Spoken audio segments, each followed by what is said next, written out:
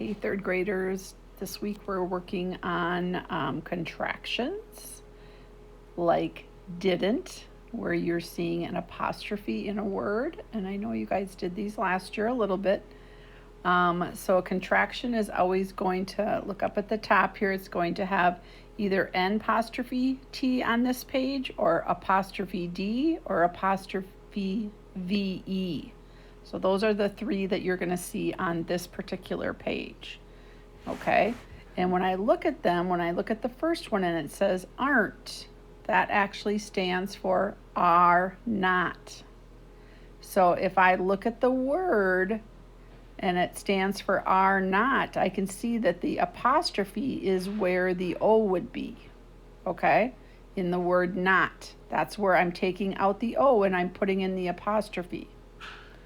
Makes it a little bit shorter, okay?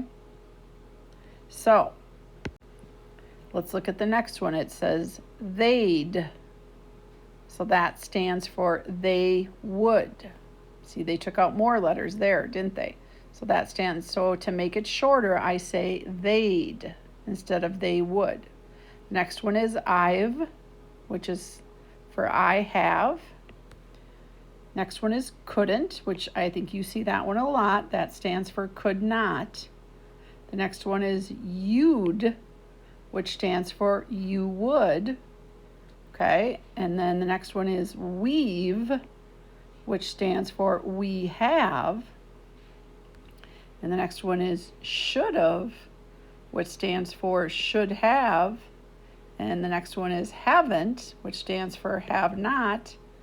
And the last one is I'd, which stands for I would. Okay, so basically when you see this one, which is apostrophe D, it stands for would.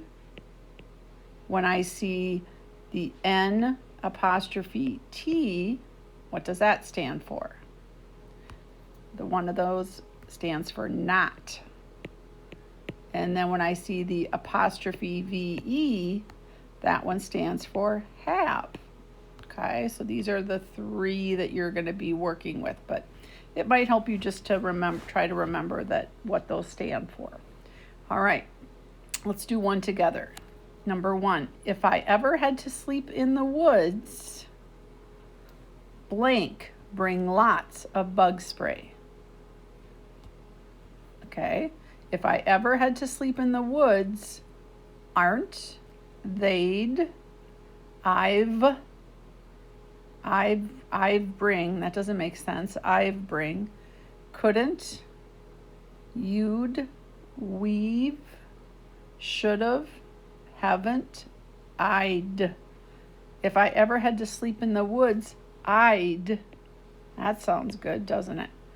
Capital I on that one, okay? That one's always capitalized in a sentence or wherever it is, because it's the capital I. So I'd bring lots of bug spray. Same with the other one that's always capitalized is I've. Okay, that one's always capitalized, those two. All right, so I use that one. So you are going to put the rest of the words in there, and then you are going to meet me on page 171. All right, third graders. We know that you just read a story that was called Yonder Mountain, a Cherokee legend. Okay, this is a story as well. Okay, it's kind of a little short story. Okay, so we are going to compare and contrast. That means we're going to show what is similar and what is different. That's what compare and contrast means. So here we go. I'm going to read the selection. Whenever you see the word selection, that's just like a short story, okay? Read the section below.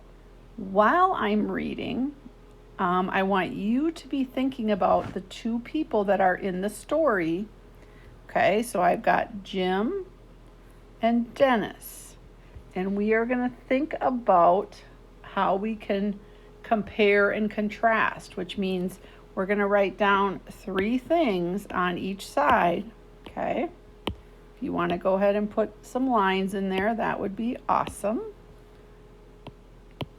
And so we're going to show how they're the same and how they're different. So, because you're going to notice right away as you're reading that one likes one thing and the other one kind of likes the opposite. Okay? All right. And Mrs. Hagen will help you with the first one, and then I want you to find, and there are more than 3, by the way. I'm just having you write 3. Okay? All right, here we go. My name is Jim Rogers. I live with my parents and my brother in Oklahoma. One day last year, my brother Dennis and I were playing a board game when our father came home. He asked us to stop playing for a moment. He had some news. Dad told us that he had been offered a new job. The problem was that the job was in California. He wanted to know how Dennis and I felt about leaving Oklahoma.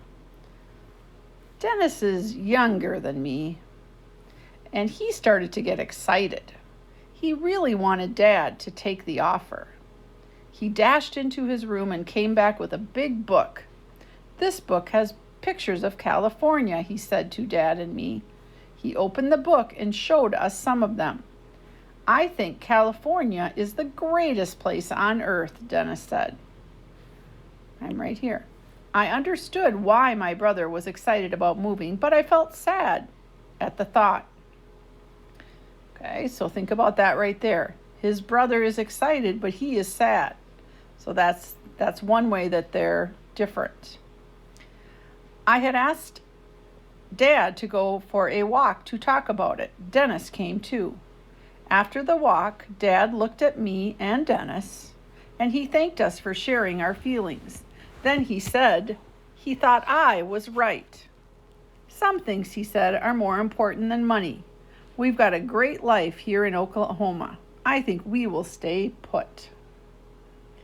Okay, so on the first one, you can write something like, somebody is sad.